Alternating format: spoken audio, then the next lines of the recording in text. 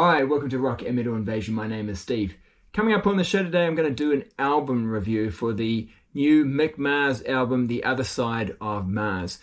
So, of course, Mick Mars is the former guitarist for the band Motley Crue. There he is there, back in the day. And he's just put out his first solo album, of course, no longer in the band. And there's been some little bit of argy-bargy between Mick and his former band. And he's just decided to go off and do his own solo album. Now, this is actually an album I think he's been working on for quite a number of years, even while he was still in the band. But now that he's no longer in the band, he's going to actually release it. So it's been a long time coming, and actually at one point he even had John Corabi, the former vocalist for Motley Crue. He became the vocalist after Vince Neil left the band or was fired from the band, John Corabi. But he did some songs for this Mick Mars album quite a few years ago, but those songs have actually not ended up making the album. So who is on the album? Well, actually, interestingly enough, he's collaborated on this album with Paul Taylor. Paul Taylor is the keyboard player for Winger. He played with Alice Cooper back in the 80s.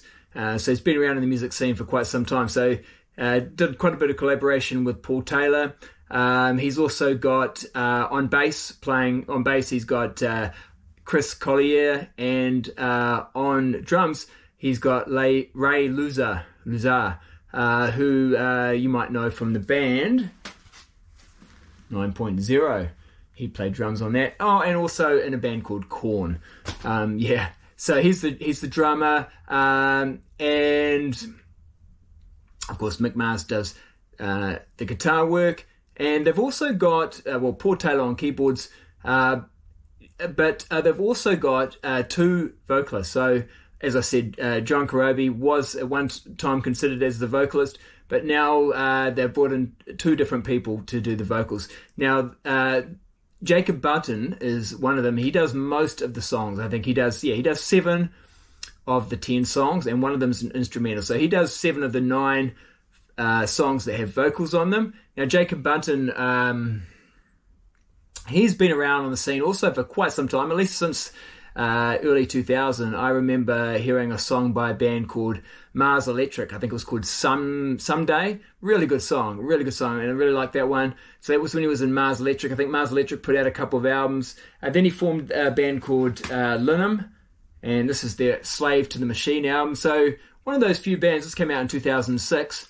There's Jacob there. One of the few bands, I guess, in the sort of 2000s, early 2000s, who were a youngish sort of a band, but sort of doing that sort of, 80s sleazy hard rock sort of sound. Mars Electric wasn't like that. Mars Electric was kind of like more modern sort of rock, and he didn't have the sort of hairstyle he's got these days. He was more sort of, short hairstyle kind of stuff thing, sort of, they looked a little bit like Matchbox 20 or something like that, and they were just slightly heavier than that. But no, since then he's done Linum. They've put out quite a few albums actually, real sort of sleazy, 80s inspired hard rock, but he also contributed. This is Jacob Bunton. He also contributed vocals on the Guns N' Roses drummer Stephen Adler. So the Adler's Appetite, I think it was called. He did vocals on that. For the one album that came out from Stephen Adler, and also he's done guest vocals for Gus G. So on this Gus G album here, he is sort of similar to Mick Mars actually. He does, I think, about 6 of the 12 songs on this album. I think almost the first 6, or most of the first side anyway. So Gus G, of course, was the guitarist for Ozzy Osbourne at one point. I think he's in a band called Firewind as well. So he's done this sort of thing before, and no doubting the quality of his vocals. He sounds great. And the other vocalist is a guy I'm not that familiar with, Brian Gamboa. Brian Gamboa. I'm not sure if I'm saying his name totally correctly. Not really familiar with him at all, but I will say this.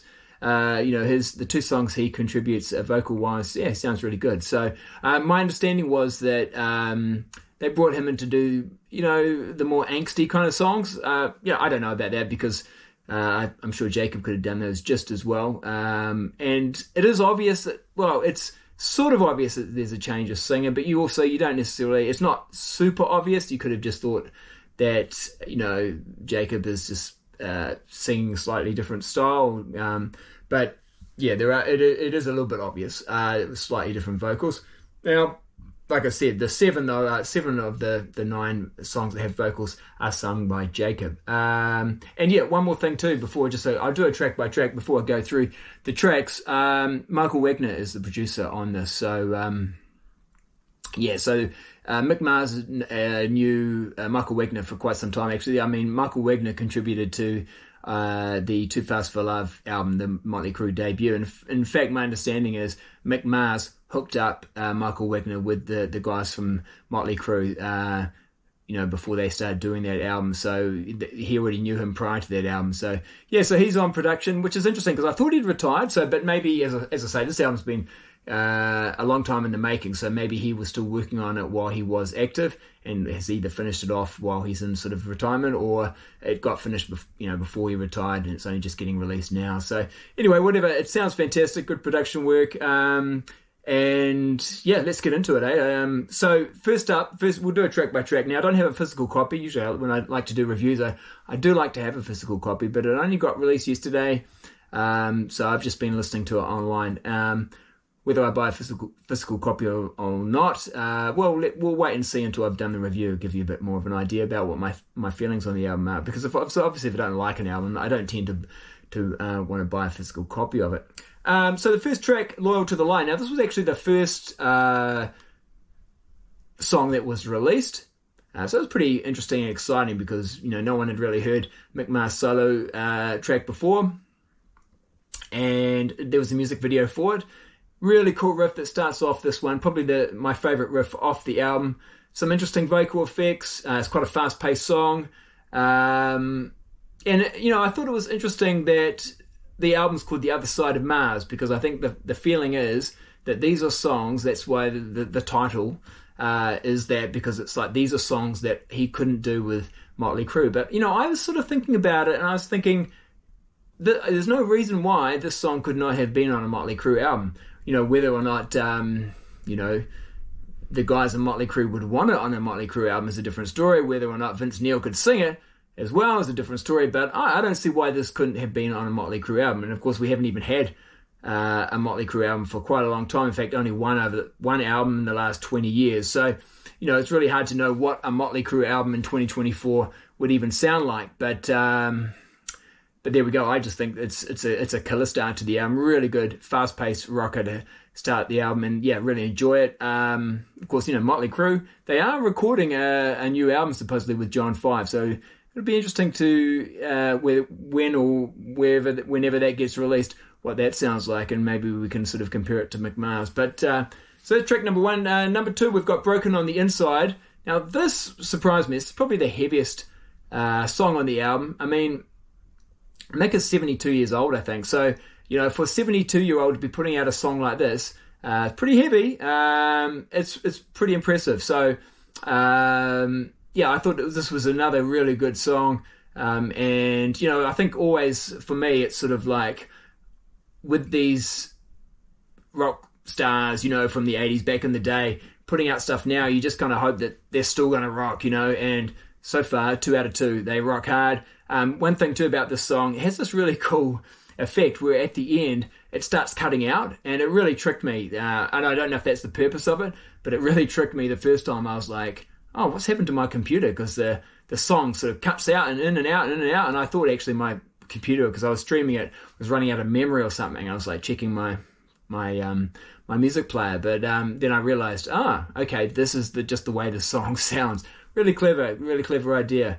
So anyway, so just watch out for that if you're listening to that online, or even playing it on a CD or on your record player. You might think there's something gone wrong. Track number 3, Alone. I'm probably going to say this is the album's power ballad. It's got a lot of commercial possibility, appeal, I would imagine. I'm actually sort of surprised this one hasn't been given a music video. Perhaps it could actually get radio airplay. It doesn't. I don't think it's anything amazing. It's a solid sort of power ballad. And I don't even know if these days really radio airplay really counts for much. But it's a good song. But I feel like I've heard this sort of song before. Now, track number 4 is also a slow tempo kind of a song. It's called Killing Breed. Now, this is where Brian Gamboa comes on. So this is his first appearance as a vocalist. He does a good job. Like I said, supposedly they wanted for the angsty songs.